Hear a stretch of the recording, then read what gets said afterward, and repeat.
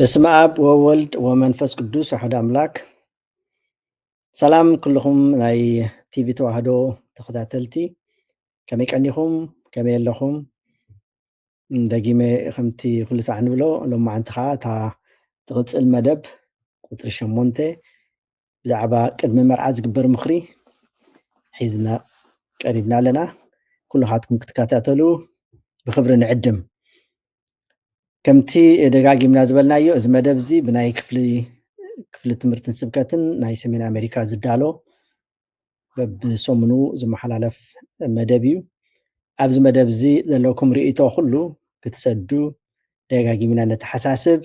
كمون كمتي أبز حج زمن نامسي ودلو أزي قنون زخونة سابسكرايب شير كمون لايك كتقبرو خان عدم تيفي توحدو ناي كلاتنا سلزخونت كلهاتكم ناي ቤተ ክርስቲያን እዚኣ ተኸታተልቲ እዚ መደብ እዚ ብፅሞና ክትከታተልዎ እሞ ከዓ ዝተሰማዓኩም ሕቶ ይኹን ርእይቶ ክትሰዱልና ከዓ ብክብሪ ንዕድም ለዚ እምበር እተን ዝሓለፋ ተፈላለያ መልእኽትታት እቲ መሰረት ንምንፃፍ ዝተገብረ ትምህርታዊ መደብ ነይሩ እዚ ትምህርታዊ መደብ እዚ ከዓ ኣብታ ቀዳማይ ቆሮንጦስ ምዕራፍ 13 ኣምላኻዊ ፍቅሪ ወይ ከዓ መለኮታዊ ፍቅሪ ትብል ምዕራፍ ኣብኣ ዝተመስረተት እያ ነይራ ዝሓለፈ ቀፃሊ ትምህርታትና ሕጂ ግን ንዓኣ ብምውዳእ ከምቲ ብቀዳማይ እውን ዝሓበርክኹም ዝሓለፈ ሰሙን ማለት እዩ እንታ ትምህርቲ እቲኣ ስለ ዝተወደአት ሕጂ ናብቲ ካልኣይ መድረኽ ናብቲ ናይ ቅድሚ መርዓ ዝግበር ምኽሪ ናብኡ ኢና ክንሰጋገር ቅድሚ ምስናኡ ናብቲ ቀንዲ ትሕዝቶ መደብ ናይቲ ቅድሚ መርዓ ዝግበር ምኽሪ ግን ንሎማዓንቲ እነዳልዎ እውን ካልእ ከም መእተዊ ንጥቀመሉ ብዛዕባ ቃል ኪዳን ዝነግር ሓፈሻዊ ትምህርታዊ መደብ ንዝቕፅል እንተወሓደ ምናልባት 2-3 ግዜ ክንሰግር ኢና ካብኡ ናብቲ ፍልልያት ባህርያት ናይ ሰብኣይን ናይ ሰበይትን ከዓ ክንኣቱ ኢና ማለት እዩ ንሎማዓንቲ ዝተመደበ መደብና ከም ትቅድም ኢለ ዝበልክዎ ብዛዕባ እቲ ቅድሚ መርዓ ዝግበር ሓፈሻዊ መልእኽቲ ክኸውን ስለዚ እምበር ናይቲ ዝሓለፈ ዝነበረና ትምህርታዊ መደብ እቲ ነቕርቦ ዝነበርና ፀብፃብ ወይ ከዓ ከም ንዓና ማለት ከምቶም ኣብቲ ቃል ኪዳን ዘለና መፈተሺ ንነብስና እንተሎ ከም ሓደ ረፈረንስ ንብሎ ብእንግሊዝኛ ማለት እዩ ብትግርኛ ከም ሓደ መወከሲ ጌርና ክንወስዶ ንኽእል እዚ ኣምላኻዊ እትብል ፍቅሪ ዘላታ ምዕራፍ 13 ቀዳማይ ቆሮንጦስ ንሳ ኣብ ቤትና ኣብ ቃል ኪዳንና ክነተግብራ ክንክእል ዝገበርናዮ ትምህርታዊ መደብ እዩ ዋላ ሓደ ኣብዚ ዋላ እኳ እንተቀረብና ንሕና ከምኡ ጌርና ኢና ማለት ከም ዘይኮነ ደጋጊምና ሓቢርና ኢና ተኾነ ግን ኩላትና ተምሃሮ ነዛ ፍቅሪ እዚኣ ንምትግባር እንሕለል እንፅዕር ሰባት ምዃንና ጥራሕ ክነግር ይደሊ ምክንያቱ ኣብኡ ኣይበፃሕናየን ስለ ዝኾነ ማለት እዩ ብዙሓት ካልኦት ግን ንበፃሕኩሞ ክትህሉ ትኽእሉ ትኾኑ ንስኻትኩም እውን ብወገንኩም ክትምህሩናን ክትምዕሉናን ናብኡ ክትዕቢናን ከዓ ብእግረ መንገድና ንፅዋዓኩም ማለት እዩ እጅግን እንታይ ኢልና ኣሎ ግን እግዚአብሔር ከምቲ ኣብ መልእኽቲ ያዕቆብ ዝበለና ዝጎደለና ነገር እንተልዩ ጥበብ ዝነኣሰና እንተደኣ ኮይኑ እግዚአብሔር ኩሉ ዘድልየና ክህበና ፈቃደኛ ምዃኑ መፂእኩምን ሕቶትኒ ኳሕኩሑ ክኽፈተልኩም እዩ ለምኑ ክትረኽቡ ኢኹም ዝበለና መሰረት እውን ኩሉ ግዜ ነቲ ናይ ድኻም ጎንና ክሽፍን ዝኽእል ነቲ ጎደለና እንተሎ ክመልኣልና ዝኽእል እግዚአብሔር ኣብ ጎንናን መርሓናን ኩሉ ኮብካቢናን ስለ ዘሎ ንዕኡ እቲ ዘድልየና ዘሎ ነገር ክንነግሮን ንዕኻኡ ከዓ ናይ ብሓቂ ተዘድለየና ነገር ክንቅበልን ፈቃደኛታት እንተዳ ኮይና እግዚአብሔር አምላክ ከም ዝህበና ዘየስተሓፍር አምላክ ምዃኑ ለሚናዮ ንሰምዕ ምዃኑ ኳሕኩሕና ከፍተልና ምዃኑ ንኣምንና እሞ ንዕኡ ክገብረልና ከዓ ከምቲ ቃሉ ዝበሎ ናብኡ ንቀርብ ማለት እዩ እንተኾነ ግን እዛ መለኮታዊት ፍቅሪ እዚኣ ግን ኣዝያ ኣገዳሲት ምዃና ክፀቕጠላን ከንስመረላን ንደሊ ምክንያቱ ኣብ ቤትና እንተዳ እዛ ኣምላኻዊት ፍቅሪ እዚኣ እዛ መለኮታዊት ፍቅሪ እዚኣ እታ ናይ ክርስቶስ ፍቅሪ እትነግር ልክዕ ንሕና ከም ኣምሳል ኣምላኽ ከም ዝተፈጠርና መሰረት ነቲ ንሱ ዘለዎ ባህርያት ንሕና እንተሎ ክንወርሶን ክነተግብሮን ዝሃበና መሰረት ንሕና ኣብ ቤትና ምስ ቃል ኪዳንና ምስ በዓልቲ ቤትና ወይ ከዓ ምስ በዓል ቤትና እንገብሮ ፍቅሪ እዛ ምዕራፍ 13 እዚኣ ክንገብራ እንተዳ ንኽእል ኮይና ናይ ብሓቂ ንሕና ናይ ኣምላኽ ሰባት እግዚአብሔር ዝነብረሉ እግዚአብሔር ዝኸብረሉ ቤት ከም ዝህልወና ምንም ዘረጋግፅን ምንም ዘየስተሓፍር ወይ ከዓ ዘዋላውን ነገር ከም ዘይኮነ ክንፈልጥ የድልየና ምክንያቱ እዚ መለኮታዊ ፍቅሪ እዚ እንተዳ ክነተግብሮ ክኢልና ኣብ ቤትና ካብኡ ወፂና ኣብ ዝኾነ ቦታ ፍቅሪ ክነርኢ ወላ ሓንቲ ዘገድስ ዝኽልክለናን ወይ ከዓ ዝዕንቅፀናን ነገር ከም ዘየሎ ክንርዳእ እውን ኣዝዩ ኣድላይ እዩ እዚ ተጠቂሱ ዘሎ ፍቅሪ ንማንም ዝወሃብ ንማንም ክግበር ዝኽእል ነገር ኣይኮነን እንተኾነ ግን እግዚአብሔር ኣምላኽ ዝደለየና ዘሎ እንደወሓደ ንሓደ ሰብ ነቲ በዓል ቃል ኪዳንና ዝኾነ ሰብኣይ ንሰበይቲ ሰበይቲ ከዓ ንሰብኣያ ክትገብሮ ትኽእል ልክዕ ከዓ ናይ ብሓቂ እዚ ነገር እዚ እገብሮ ኣለኹ ኢሉ ተሓስብ ዘሎ ሓደ ካብቲ መፃምድቲ ነዚኣ ነብሱ ክፍትሸሉ ማእታን ዘተዋህበትና ምዕራፍ ጌርና ኢና ቀፃሊ ክንመሃራ ቀኒና ናይ ብሓቂ ከዓ ብኡ እናተምሃርና እናወደቕና እናተሳእና እግዚአብሔር እውን ሙሉኣት ሰባት ገይሩ ደው ከብለና ከም ዝኽእል ልክዕ ከምቲ ቆልዓ መጀመርያ ታተ ክብል ዝኽእል ወድቕ ዝድይብ ሕጂ ግን ንሕና ግን ብኡ ሓሊፍና ደው ክንብል እሞ ናይ ብሓቂ ናይ እግዚአብሔር መሰኻኽር ክንከውድ ክንክእል ናብኡ ከብቅዓና ኩሉ ግዜ ብፀሎት እናበርታዕና ምስ መፃምድትና እናዓየሉ ናይ ዕዮ ገዛ መድረኽ እዩ ስለዚ በዛ ምዕራፍ እዚኣ ኩሉ ግዜ ነብስና ንፈትሽ ብኡ ክንዓብኻ እግዚአብሔር ይሓግዘና እግዚአብሔር ከዓ ከምቲ ዝበልክዎ ከዓ እቲ ዝጎደለና ኩሉ ክህበና ከም ዝኽእል ኩሉ እውን ከም ዘዕጥቐና ከምቲ ኣብ መፅሓፍ ቅዱስና ተጠቂሱ ዘሎ ድልው ኢልና እሞ ንለምኖ ክበና እዩ ነንቋሕ ከፍተልና እዩ እግዚአብሔር ከዓ ኩሉ ምስ ሃበና ንዕኡ ክብሪ ኢልና ንዕኡ ንክብሪ ክንከውን ናይ እግዚአብሔር ፈቃድ ይኹነልና እዚ ኩሉ እዚ ንገብሮ ከዓ ንዓና ንነብስና ንክጥዕመና እምበር ንእግዚአብሔር ኢልና ኣይኮንናን እግዚአብሔር ካብና ዝደልዮ ነገር ዋላ ሓንቲ ነገር የለን እንተኾነ ግን ንሕና ካብኡ ክንባረኽ ካብኡ ሓሊፍና ከዓ ናይ ዘለኣለም ሂወት ወረስቲ ክንከውን ዕድል ዝሃበና ንዕኡ ክንጥቀመሉ ዘኽእለና መድረኽ እዩ ስለዚ እምበር ክቡራት ተኸታተልቲ ነታ ምዕራፍ እቲኣ ኩሉ ግዜ ንዘክራ ሎሚ ከዓ ናብዛ ከምዚ ብዚ ትሪእዎ ዘለኹም ስላይድ ኣብዚ ዊንዶው ኣምፅየ ዘለኹ እንታይ ዝብል ኣሎ ቅድሚ መርዓ ዝግበር ምኽሪ ኣብኡ እንታይ ንርኢ ኣለና ኣብ መክብብ 4 ቁፅሪ 12 ምዕራፍ 4 ቁፅሪ 12 እንታይ ይብለና ብሰለስተ ዝኸረረ ገመድ ኣይብተኽን ብሰለስተ ዝኸረረ ገመድ ኣይብተኽን ይብለና ኣሎ ዓይና እዮም ኣብዚ እቲ ሰለስተ ንብሎ ዘለና ከምዚ ንሪኦ ዘለና እቲ ሓደ ፈጣሪ እዩ እግዚአብሔር ኣምላኽ በቲ ሓደ ወገን እታ ሰበይቲ በቲ ሳልሳይ ኩርናዕ ከዓ እቲ ሰብኣይ ማለት እዩ እዚኣቶም ሰለስቲኦም ኮይኖም ምስ ኣምላኾም ዝነብሩሉ ኩነት እቲ ናይ ቃል ኪዳን መስርሕ ወይ ከዓ ናይ ቃል ኪዳን ናብራ ማለት እዩ ከዓ እቲ ሓዳር ኢልና በዚ ባህላዊ ቋንቋ እንብሎ ማለት እዩ ስለዚ እምበረይ ከምቲ ቃል ኣምላኽ ዝብለና ዘሎ በዚ ሰለስተ ዝኸረረ ገመድ ኣይብተኽን እቲ እግዚአብሔር ዝገበሮ ሓድነት ከዓ ማንም ኣይፈልዮን ወይ ከዓ ኣየፍርሶን ማለት እዩ ስለዚ ከም ክርስቲያናት ከም ደቂ ኣምላኽ እዚ ብሰለስተ ዝኸረረ ገመድ ናይ ቃል ኪዳን ሒዝና ክንጓዓዝ ኣብዚ ዓለም ንነብሮ ናብራ ነቲ ሓፃር ንእሽቶ ዕድሜና ብትክክል ብዝግባእ ሓሊፍና ናይ ዘለኣለም ወረስቲ ኮይና እግዚአብሔር ኣምላኽ ከዓ ንዑ ናብ ቤተይ እተው ኢሉ ናብ መንግስተ ሰማያት ክእትወና ፍቃዱ ይኹነልና ስለዚ እምበር ኣብዚአን ሰለስቲኦም ኣካላት ወይ ከዓ ኩርናዓት ንሪኦም ዘለና ፈጣሪ ሰበይትን ሰብኣይን ማለት እዩ እምበር በዚአን ኢና እታ መበገሲት ጌርና ንወስዳ ዘለና ካብዚ ብምቕፃል ተኻላይቲ ስላይድ ከምዚ ትሪእዋ ዘለኹም ከዓ እንታይ ትብላላ ትቕፅለላ ቃል ኪዳን ማለት ትርጉም ናይ ቃል ኪዳን እዩ ዝነገረና ዘሎ ቃል ኪዳን ማለት ክልተ ዝነበሩ ማለት ሰብኣይን ሰበይትን ብጸጋ መንፈስ ቅዱስ በአላይነት ካህን ሓደ ዝኾኑሉ ምስጢር ማለት እዩ። እዚ እቲ ፍቃድ ዝህብ ወይ ከዓ ኣብ ውሽጢ ኣብ ቅድሚ ሰብን ኣብ ቅድሚ ኣምላኽን ቃል ኪዳን እንኣትወሉ እንታይ ድብል ቃል ኪዳን ኢና ንኣቱ እዚ ወይ ኮንትራክት ዘይኮነሲ ኪዳን ኪዳን ከዓኒ ብደም ዝጸንዕ ከምቲ መሬትን ሰማይን ብቃል ኪዳን ጠጠው ኢልና ንኣምኖ እዚ ከዓኒ ኣብ መንጎ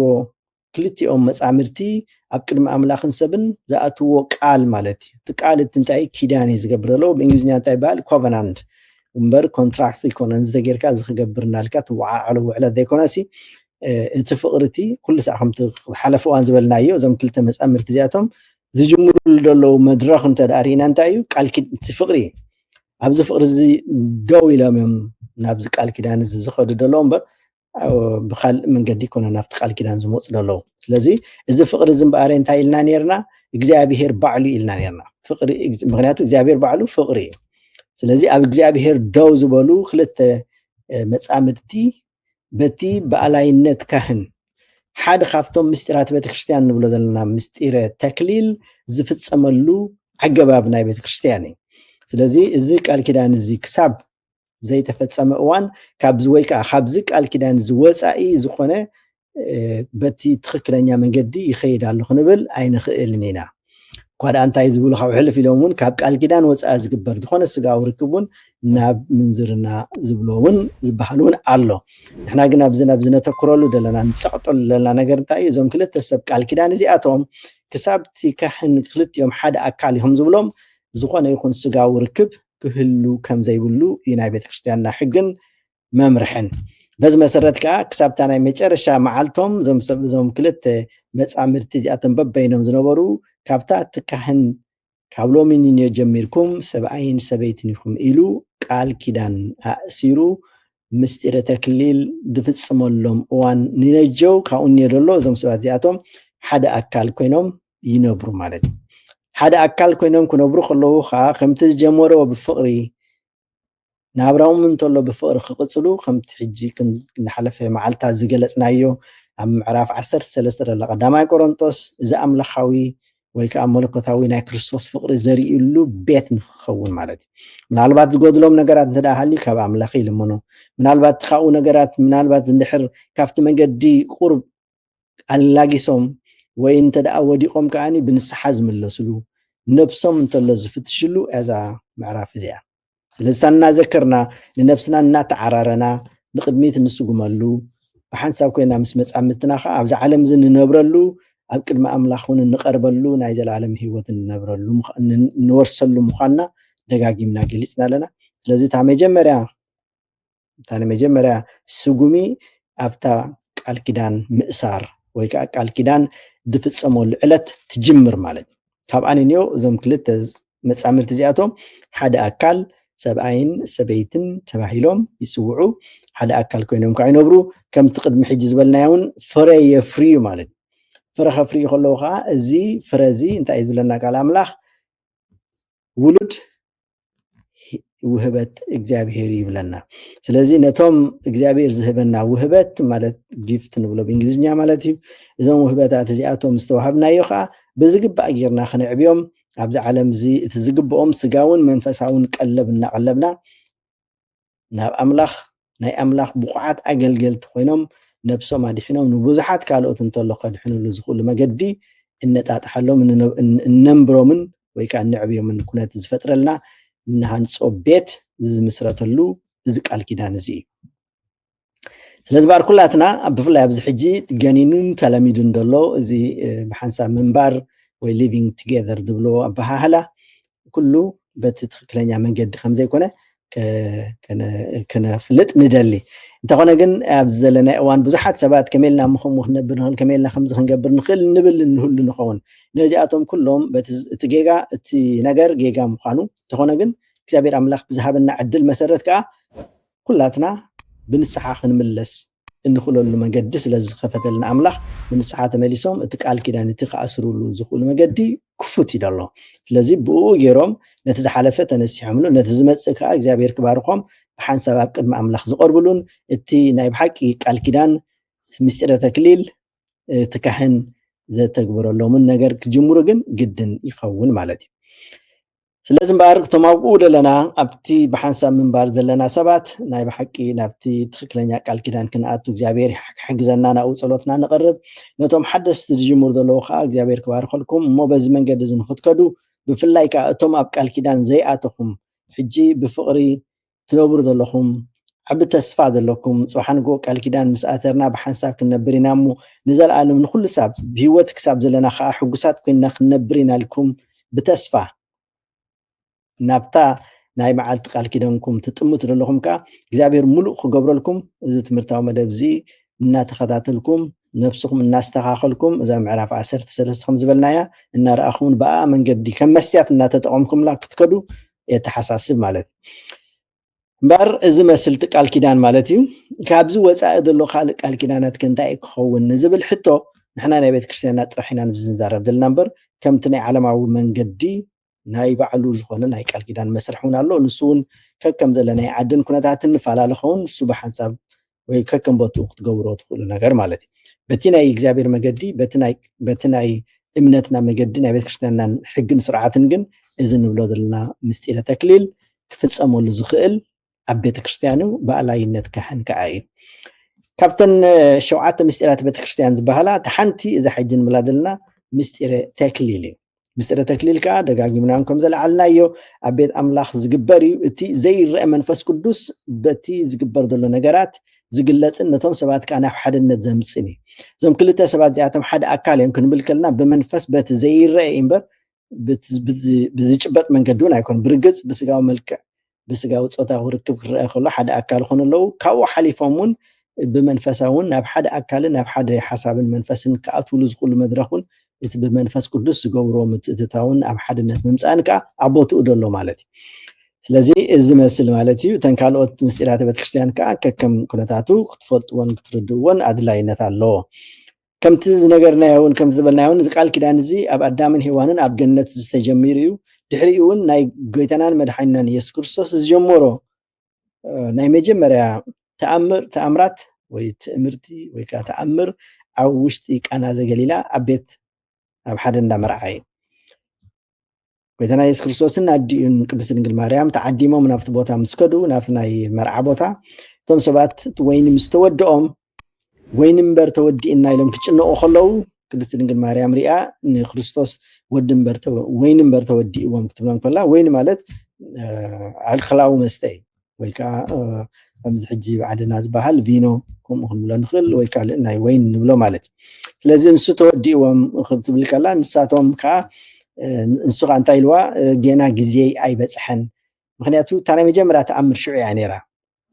ብኡ ከዓ እዩ ግዜኡ ስለዝበፅሕ ነበረት ኣብታ እዋን እቲኣ ከዓ ክጅምራ ብናይ ቅድስቲ ድንግል ኣተሓሳሰብነት ንሪኦ ማለት እዩ ነቶም ሰባት ከዓ እንታይ ኢላቶም ትዝበለፀ ነገር ሽዑ እንታይ እዩ ዝብለኩም ደበለ ኩሉ ስምዕዎን ግበርዎን ዝበለቶም እውን ሓደ ዓብዪ መልእኽቲ ዘለዎ ነገር እዩ ምክንያቱ እቶም ሽዑ ዝበሎም ጎይታና ኢየሱስ ክርስቶስ እንታይ እዩ ነቲ ጥሩሑ ዘሎ ኣጋንእ ማይ ምልእዎ ኢልዎም ስለዚ እቲ ዝገርም ነገር ሓደ ኣብቲ እዋንቲ ሓደ ሜስ ይኹን ወይ ካልእ ወይኒ ተወዲእና ናብ ዝብልሉ እዋን ማይ ምልእዎ ክብሎም ከሎ ናይ ሓደ ናይ ዓሻ ስራሕ ኮይኑ ይስማዓካ ቅድስቲ ድንግል ማርያም ግን ግበሩ ዝበለኩም ኩሉ ግበሩ ብዝበለቶም መሰረት ገለ ቁርብ ትግበር ትዝበሎም ጥራሕ ክገብሩ ናብኡ ጥራሕ ክርእዩን ኣብኡ ጥራሕ ትዝበሎም ጥራሕ ክገብሩን እውን ሓጊዝዎም ክኸውን ንኽእል እዩ ክንብል ንኽእል ኢና ከምኡ ዓይነት ትርጉም ስለ ዘለዎ እቲ ኣበሃህላ ማለት እዩ እምበር ንሓደ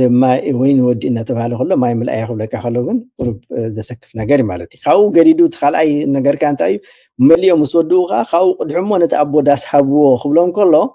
እዚ እውን ካልእ ናይ ዕሽነት ስራሕ ዝመስል ማለት እዩ ማይ መሊእካየስ ነቲ ማይ ከድካ ጥዕሞ ክትብሎ ከለካ እቲ ዝእዘዝ ዘሎ ሰብ እንታይ እዩ ዝብለን ዘሎ ኢሉ ነቲ ትእዛዝ እንደይክቕበሎ ተኽእሎ ኣለዎ ማለት እዩ ንሳቶም ግን ምናልባት በቲ እሳ ዝበለቶም ድበለኩም ኩሉ ግበሩ ብዝበለቶም መሰረት ከይዶም ነቲ ኣቦዳስ ምስ ሃብዎ እቲ ኣቦዳስ ኣይፈልጥን እዩ ማይ ይመፀሉ ከም ዘሎ ንሱ ምስ ጣዕሞ ግን ኣዝዩ ዝበለፀን እቲ ዝሓሸን ወይኒ ኮይኑ ከም ዝረኸቦ እዩ እቲ ቃል ኣምላኽ ዝነግረና ኣብኡን ገለ ዝበሎ ነገር እንታይ እዩ ነይሩ መብዛሕትኡ ሰብ እቲ ሰብ ምስ ሰኸረት ድምተኛታት ምስ ፀገበ ወይ ከዓ ካብኡ ሓሊፎም ናብ ስኽራን ገፁ ምስ ከደ إتي حما نابنت عبعدنا نحر كوينس سوا بزح سلا ززو ترى مرعى جنابنت عرك حلفات نحرها اليوم ملو مشات ملو ليتي تصاوت مسحدرو أفتى أجا وجحتا قالي أب دخام قالي أب سخران كنقولون نخيل مالتي شعوز قدح إتي حما زبالة سوا ويك أمايز بزح عينت سوا يقرب مالتي هنا تبزح أفتوا أنت خلالي وأيكل اليوم كحبز بالكحبز تبقسة كزول الكحبز تبقسة مالتي سلازي خايت أبوداس نتي ماي مسقربلو مستثيو جن تاخوين رقيبو إتي عزيز بلتن زحشن وين خويني رقيبو جنتاي لو مالتي نتوانا جزا مبزح تسف زقبرو انتاي مس أمود أتاس تحماعي زقرب سخاقن نتي زبلت أس أم مجرشات نحكايو مناتو أبوداسون فلت الله وين خمزة إلا سلازي توين تزتعمد الله خالوت سبات ويكا تقميتو زنبرة خمزوم صغيري يزردو الله خوين اسمعنا مالتي لازي تقميتو زنبرة حجي يمص الله بو مغنيات كايزي أبوداس زي إذ وين زسي أقميت كايز أني حكا سب مسأجبه ويكا مسخر زمت أيقونن إذ معاشي زوهاب نير أفت مجمرة مغنيات خد نقوة ماتان والحانت نجر كيت عام خلوت ناي مجمرة زتعمو نجر عزيز بقون حركوينو እቶም ሰባት እቶም ዕድምተኛታት ኣዝዮም ይሕጎሱ ጥዑም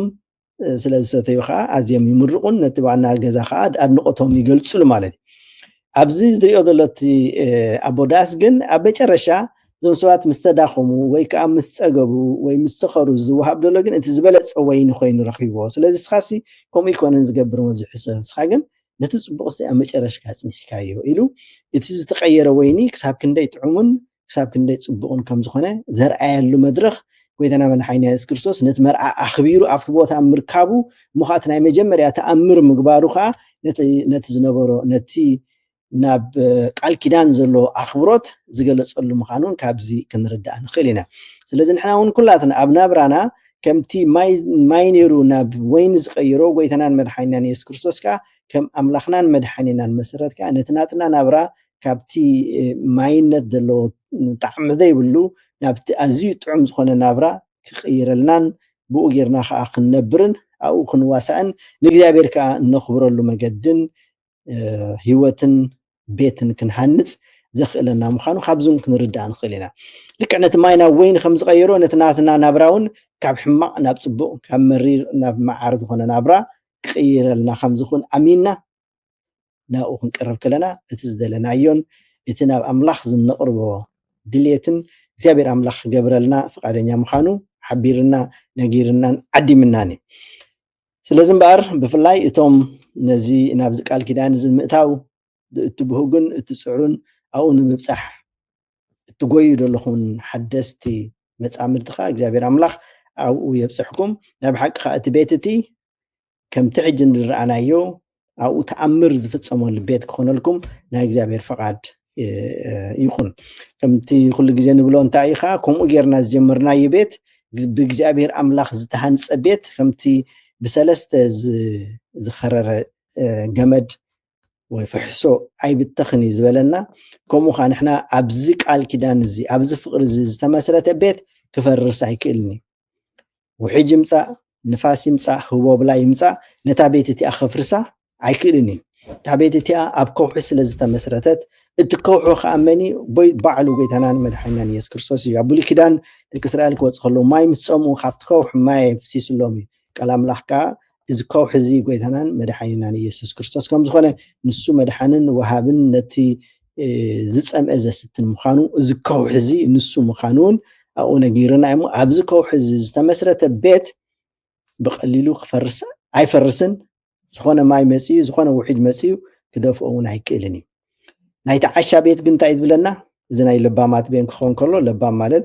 ኩሉ ግዜ መን እዩ ንእግዚኣብሔር ዝፈርህ ማለት እዩ ናይ መጀመርያ ጥበብ ስመን ኢሉ ኣሎ ንእግዚኣብሔር ምፍራሕ እቲ ናይ መጀመርያ ጥበብ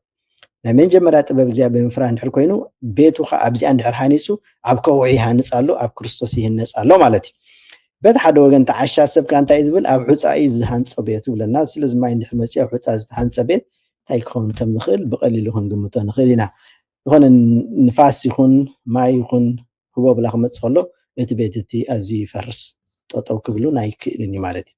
ስለዚ እምበረይ እቲ ከውሒ ዝብለና ዘሎ ጎይታናን መድሓኒትናን ኢየሱስ ክርስቶስ ኣብኡ ቃል ኪዳንና ንምምስራት ብኡ ጌርና እውን ብከምቲ ብሰለስተ ፍሕሶ ዝፅመድ ገመድ ብቐሊሉ ዘይብተኽ ዝበለናን كم أجرنا بيتنا خنهنز ناجي بير فقاد يكون لنا سلازم باري كابزا سلايد زي أن رأينا قال كيدان مالت انتاي مخانو خمت زغلصنا يو بألاينت كهن زغبر كابتا اوانتي انيو جميروم ازوم كلته مصامر تزياتهم حد اكل تباهيلهم كم دصوعو بز قال كيدان زخا كساب مጨረሻ ابز عالم زخنبر كم زغبوم زمهرنا سلايد ابزي ان رأينا مالت سلازم باري زي قال كيدان زي كنا تغبر ناي እግዚአብሔር አምላክ فقاد يكون لنا كاو قصيلنا نريو انتايو مسرات قال كيدان مني مسرات قال كيدان كا بعلو እግዚአብሔር እዩ እንታይ ብለና አዳም ንበይኑ ክኸውን ጽቡቕ አይኮነን ብለና ስለዛ ሳት ሰይት ስላይድና እዚ እንታይ ትሬና ደላ መኒ መስራት መስራት ቃል ኪዳን እዚ እግዚአብሔር እዩ ኣብዚ ቃል ኪዳን እዚ ተና መጀመርያ ተአምርና ጎይታናን መድኃኒናን ኢየሱስ ክርስቶስ ዝተራእየሉ ኣብ ቃና ዘገሊላውን ኣብ ቤት መርዓይ ስለዚ ከምቲ አዳም ንበይኑ ክኸውን ጽቡቕ አይኮነን ዝበሎ እግዚአብሔር ንዑ እትበቅዕ ካብ ዓጽሙ ካብ ጎን ዓጽሙ ወሲዱ ሰበይቲ ገይሩ ፈጢሩ ናብ አዳም ሰምፃ እዚኣ ካብ ስጋይ ስለ ዝወሰደት ሄዋን ትኾን ኢሉ ንሳ ኣካሉ ከም ዝኾነት ካብ ገማናይ ጎኑ ካብ ጸጋማይ ጎኑ ከም ተወስደት ይዝሕብረና ቃል አምላኽ ስለዚህ ባረይ እዞም ክልተ መጻምርት እዚኣቶም ካብ ሓደ ኣካል ከም ዝወፁ ካብ ሓንቲ መሬት ከም ተፈጢሮም ከም ተፈጥሩ ዝሕብረና ነዚ ኩሉ ዝገበረኻ ባዕሉ እግዚአብሔር ምዃኑን መስራት ቃል ኪዳን ካ እግዚአብሔር ባዕሉ ምዃኑን ካብዚ ክንርዳእ ንኽእል ኢና ዘይንፋለጥ ዝነበርና መዋልና ውስጋብታ ዋንቲ ኣውን በበይንና ዝነበርና ጅዑ ጀሚርና ግን እዞም ክልተ ኣካላት እዚኣቶም እዞም ክልተ ሰብኣይን ሰበይትን መጻምርት እዚኣቶም ግን بحنسا بتعلاينت كهن حنت قال كده مساسرو بمستيره تكليل مستفصمه زوم زوازياتهم اب حدي طرنفو حدي يخونو ማንም ሰብካ ነቲ እግዚአብሔር ሓደ ዝገበሮ ይዘለና ዞም ሰዋዚአቶም ብዝኾነ እግዚአብሔር ብዝፈቀደ መንገዲ ገይሩ መሰራኸቦም ሓደ አካል ምስኮኑ እዚኦም ድሕሪኡ ሓደ ኮይኖም ይነብሩ ኣብዛ ዓለም ዝማለት ለዝም ባረይ በዚ መንገዲ ዝተመስረተ ቤት በዚ መንገዲ ወይካ ኣብዚ ኮሕ ዝተመስረተ ሓዳር ኣይፈርስን ዝኾነ ይኹን ጭንቂ ይኹን ሽግር ይኹን መከራ ይኹን ናይ ገንዘብ ይኹን ወይካ ናይ ኮታስ ዝኾነ ይኹን ዓይነት መከራን ሽግርን ከጋጥማ ከሎ ዛቤት እዚኣ ክትፈርስ ወይካ ክትወድቕ ኣይትኽእልን እያ ምክንያቱ መሰረታ ባዕሉ ጎይታናን መድኃኒናን ኢየሱስ ክርስቶስ ስለ ዝኾነ ናህና ተግባራት ከምቲ ዝበልናዮ ኣብዚ ከውሕዚ ምንባር ነዛ ቤት እዚኣ ብዝግባእ ምህናፅ ዝጽግመና ነገራት እንተዳህልዩ ድኽመታት እንተዳህሊና ንድኽመታትና ክሽፍንን ክመልእን ዝኽእል ባዕሉ እግዚአብሔር ጥራሕ ስለ ዝኾነ እግዚአብሔር ከአነዚ ዝኽመታትና ነዚ ሽግራትና ነዚ መታን ክመልአልናን ነቲ ጎደለታትና ክሽፍነልናን ከምቲ ዝበልናዮ ብጸሎት ብልማኑ ናብ አምላኽ ክንቀርብ እቲ ዘይስተሓፍር ዝለመንካዮ ኩሉ ዝህብ እግዚአብሔር አምላኽካ ክህበና ምዃኑን ብእምነት ቀሪብና ኩሉ ከም ዝህበና እናረጋገጽና ነዛ ቤት እዚኣ ብሙሉእ ሓይልና ኣብ ሓንቲ ኣካል ንምምጻእ በቲ ዝጀመርናዮ ፍቕሪ ኣብዛ ፍቕሪ እዚኣ ዝተመስረተ ቤት ቃል ኪዳን ክሳብ መጨረሻ ህይወትና ጸኒዑ ክነብር ናይ እግዚአብሔር ፈቃድ ክኸውን ሞኑ ኩሉ ኣርኣያ መታን ክንከውን ከዓ እግዚአብሔር አምላኽ ነዚ ዕድመና ኣለሞ ነዚ ዕድመ እዚ ከዓ ብዝግባእ ክንተግብሮ ብእምነት ንበት ሓደ ወገን ከዓ ናይ ብሓቂ ብቆራጽነት ክንጅምር ይግባአና ነዚ ንምግባር ከዓ ወይ ከዓ ነዚ ንኽነተግብር ናይ ብሓቂ ናይ እግዚአብሔር ጸጋን መንፈስን ስለ ዘድልየና እግዚአብሔር አምላኽ ጸጉኡን መንፈሱን ይሃበና ብፍላይ ነቶም ሕጂ ትጅምሩ ዘለኹም ወይ ከዓ ኣብ ቃል ኪዳን ዘለኹም ሰባት ነቲ ቃል ኪዳንኩምን ብዙሕ ጎጽጎጽ ዝመልኦ ምናልባት ክጨራረም ዝጀመረ ከዓ ሙሉእ ክገብሮ ነቲ ዝፈረሰን እንደገና ክሃንጽ ዝኽእል እግዚአብሔር እሞ ንኹሉ ናብቲ ንቡር ክመልስ እግዚአብሔር አምላኽ ኣብ ቤት እቲኣ ክነግስ ፍቃድ አምላኽ ይኹን ባረይ ናይ ሎማዓንቲ መደብና ናብዚ ምውዳእ ገጽ ኣላ በዚ እዚ ጀሚርና ዘለና ብስላይ ዝተሰነየ ትምህርታዊ መደብ ክቅጽል እዩ ክሳብ መጨረሻ ከዓ ምሳና ክትጸንሑ እቶም ኣብ ትምህርቲ ዘለኹም ነዚ ነገራት ንኽትመሃሩን ከም ዕድል ጌርኩም ዝወሰድኩሞ ከዓ እግዚአብሔር አምላኽ ይርዳእኩምን ንዕኡ ናይ ብሓቂ ኣብቲ ብቕዓት እቲ ተብፅሑሉ መንገድን ፍልጠትን እግዚአብሔር ይሃብኩም ጽኒልኩም ስለ ዝሰማዕኹምኒ ኣዝየ የመስገን ይቐኒለይ ከምቲ ሓንቲ ወይ ዝበልክዎ እዚ ብቲቪ ተዋህዶ ዝመሓላለፍ ዘሎ መደብ ንኩሉ ሰብ መታን ክበጽሕ ሼር ላይክ ኤንድ ሳብስክራይብ ክትገብሩ ከዓ بتحتنا طيق ياب زقص له مدب بسلام كصنحنا ናይ እግዚአብሔር ፈቃድ ይኹን ጽን ኢልኩም ስለ ሰማዕኩም ኣዝየ መስግን ሰላም ኩኑ በሰላም ቀኒ በሰላም ይረኽበና መደብና ብዚኣ ተወዲኡ ኣሎ